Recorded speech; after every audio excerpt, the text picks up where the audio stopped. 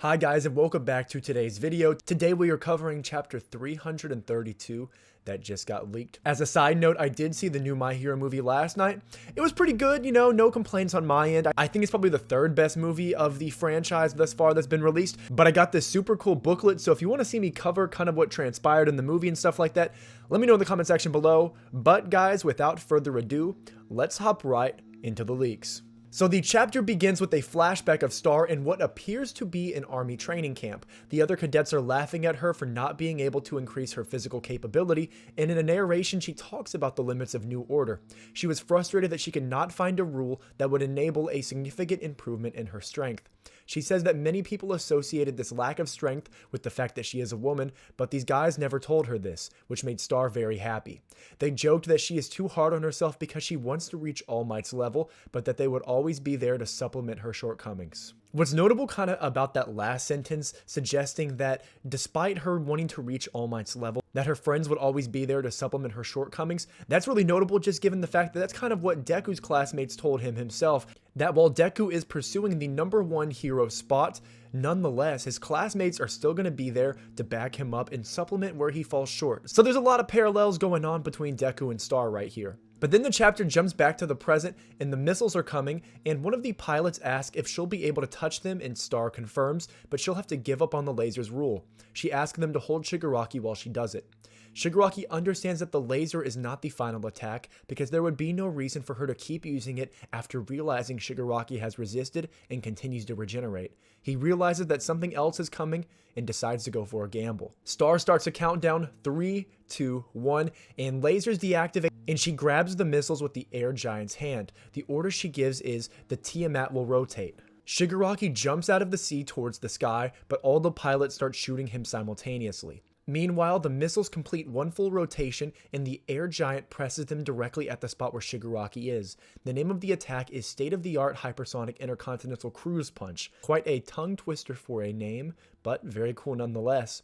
Everyone is thrown backwards because of the impact, and even Endeavor is able to see the explosion from Japan. However, Shigaraki comes out of a hole in the ocean floor with his skin gone but a smile on his face. I can't wait to see this panel on the official publication, given that Shigaraki is missing the skin on his face, but still with a villainous smile nonetheless. Super badass. It really shows how badass Shigaraki is with his regenerative ability, and I really do fear for what he's about to do to Star. A narration box then says that Shigaraki is now able to freely control decay, and we see the panel from the war when he decided not to decay a part of the doctor's lab.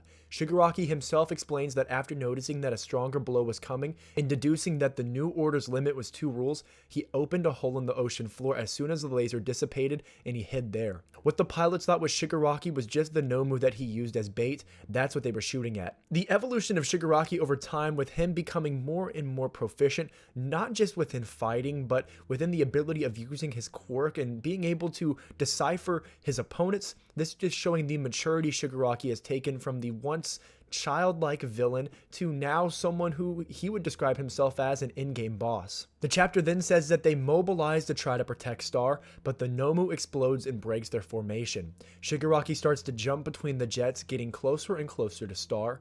He then lands in the leader's ship, who asks Star to crush them both with the air giant. He thinks that in this state Shigaraki couldn't resist a blow this big, so he offers himself as a sacrifice to guarantee their victory. But Star hesitates for a second because they've been friends since their army training, but Shigaraki takes advantage of her hesitation and leaps towards Star, touching her face. Here we see one of the reasons why heroes typically do not seem to win these battles, because heroes and their morality get in the way of their end goal objective. Star, while able to possibly defeat Shigaraki, instead hesitates, which is going to result in likely her life being lost or her quirk being lost, which is going to be very, very bad for our heroes that are on the way right now.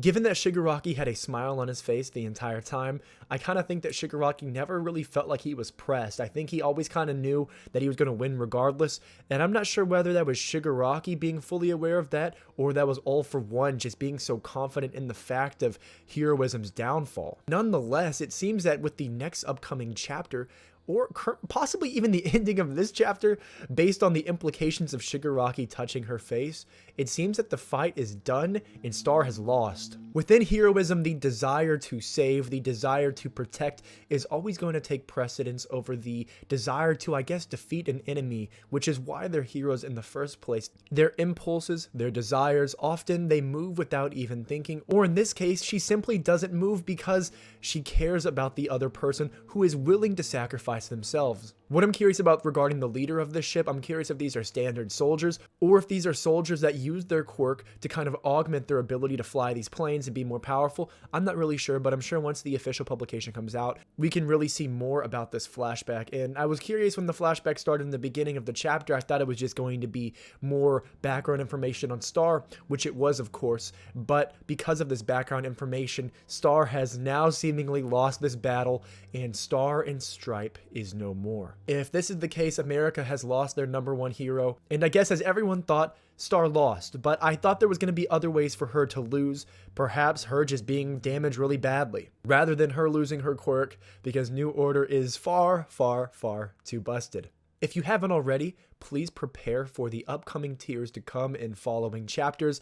I know some of y'all might have got attached to Star and Stripe, but even more so than that, I think what the tiers are going to be coming from is the fact that Shigaraki / All For One / Tenko Shimura are going to body a lot of our heroes, and I anticipate a lot of death to come. If you thought the war was full of death, well, I'm sorry, my friend, this final arc will be full of a lot more death than that.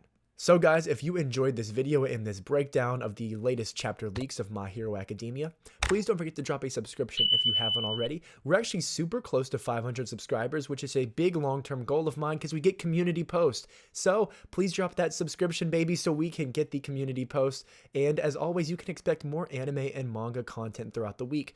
Additionally, if you want to hear more about the World Heroes movie, please let me know in the comment section below. I can really make a review on that movie with sections that are spoiler-free and sections with spoilers, obviously, as we are very full of spoilers on this channel. So my friends, have a beautiful day, and remember, be greedier, and I'll catch you next time.